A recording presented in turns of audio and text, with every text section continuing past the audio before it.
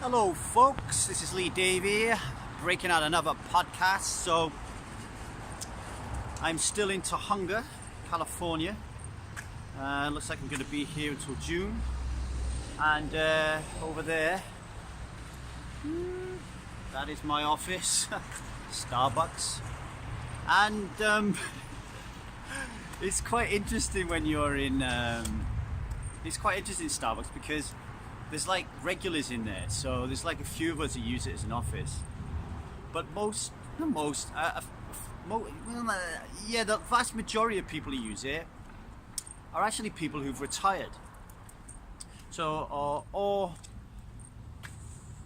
people who've retired. So, and these people don't really have anywhere to kind of hang out. They, I think they live alone, a lot of them. And so they come to Starbucks and they sit there all day and they work, and that's quite sweet. And people sit in the same seats, like familiarity. You can see in Starbucks how familiarity in our life is like really important. Everybody sits in the same seats with the same people, so everybody like wants the far seat in the back so you can observe the whole of the room. That's Jerry's, because Jerry always gets there in there at 5 o'clock in the morning. And then when Jerry leaves, I dive in there. But what's been happening for the last week or so is Joe will come and sit next to me, like every day. And Joe is, John is the 8-year-old that I've been talking about, who looks absolutely fantastic for his age, former actor, dancer. I think he does a bit of lawyer work now.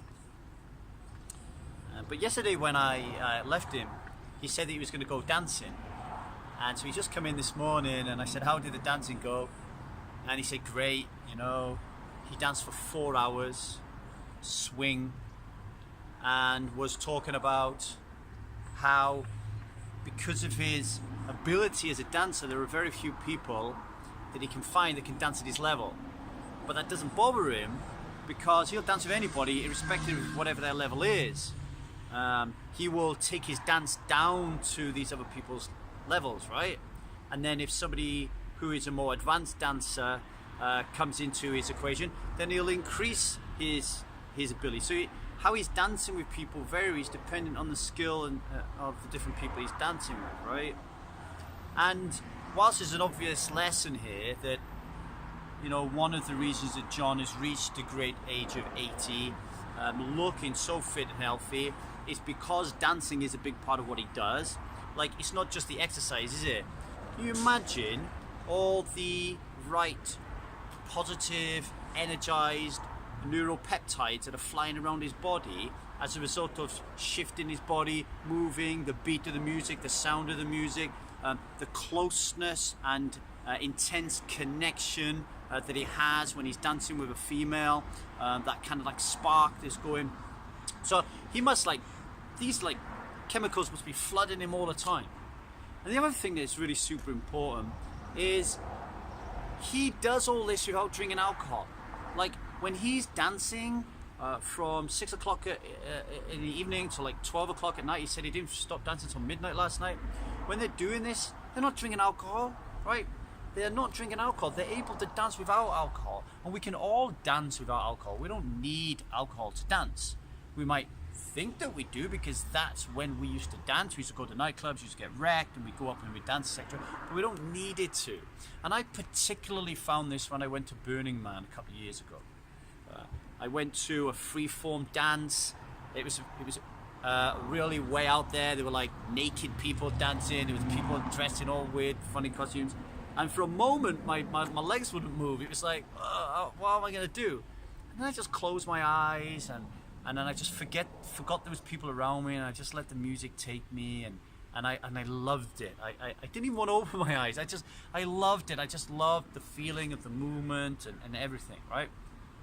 But that's not what I want to talk about right now. That I wanted to impress that John dancing and in his 80s is fantastic, and it's a real good thing for us all to think about. But what I really wanted to impress here is I want to focus a little bit on when you go out, okay? So when you have just become someone who doesn't drink alcohol and you go to the pub for the first time, or you sat in the barber's chair and you're talking to your local barber about it for the first time, or you're in work in a cafeteria and someone's asking you about it for the first time. For me, using the metaphor of John and his dancing, right? You need to adopt that with your conversations with people about alcohol.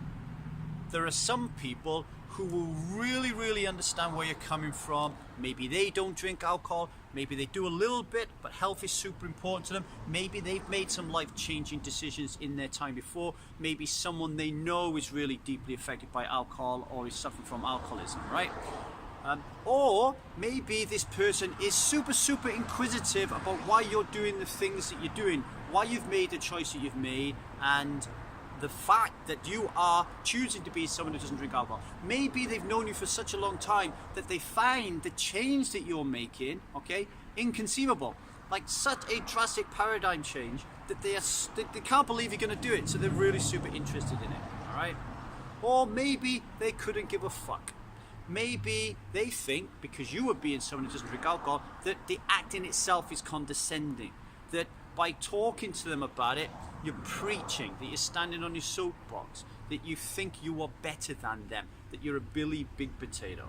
Maybe there's somebody who is just locked up in their own self, that they're not interested in anything you say whatsoever. The type of person that when you're talking to them and you're right in the deep depths of alcoholism is invisible, violent dominant belief system, turn around and say, oh, look at that Christmas tree there, right? Sounds like my wife. Anyway, what I'm getting at is, look at it like you're dancing, like you're John, okay? Go out into the pub or the barber shop or the cafeteria, wherever you are, and think to yourself, okay, that you're a dancer.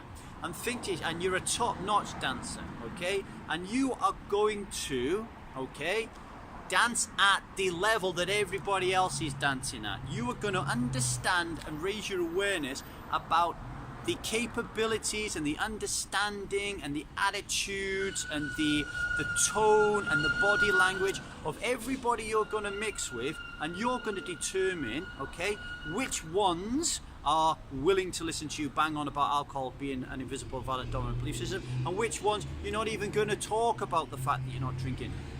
What I'm getting at here is every single person is different. Everybody's body language is different. Everybody's like attitude about these things are different. So you can't just bring out your killer statement to every single one like in a rote fashion. You need to adopt your kind of strategy depending on who you're speaking to at any given time.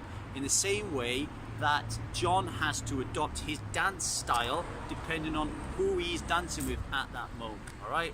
So I just thought I would share that with you. My name is Lee Davey. I'm not an alcoholic. I refuse to be anonymous. I'm someone that doesn't drink alcohol and loves to dance. I'll catch you later. Take care.